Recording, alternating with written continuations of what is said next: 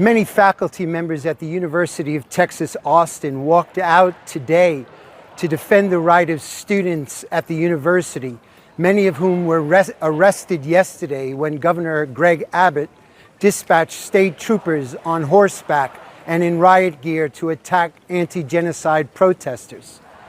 Students came out today in even greater force, along with faculty.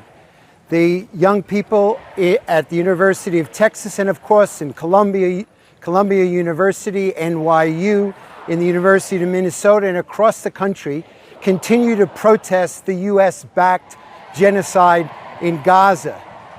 But the attack on these students, which is increasingly becoming more and more repressive, with calls by both Democrats and Republicans for the dispatch of National Guard, reminding us of the horrors of the murder of the Kent State students in 1970s, is not only an attack on the rights of these students to protest, it is an attack on the right of the working class.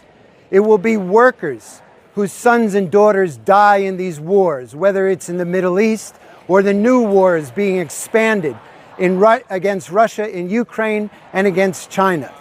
Workers have no interest in these wars and every interest to fight against them.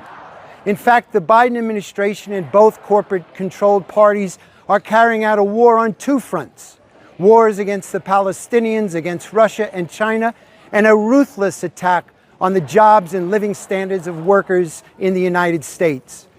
At Tesla in Austin, thousands of workers are losing their jobs, and across the company's international operations, more than 14,000 jobs. The fight against job cutting and against capitalist exploitation is inseparable from the fight against war. The capitalist class wants the working class to pay for these wars.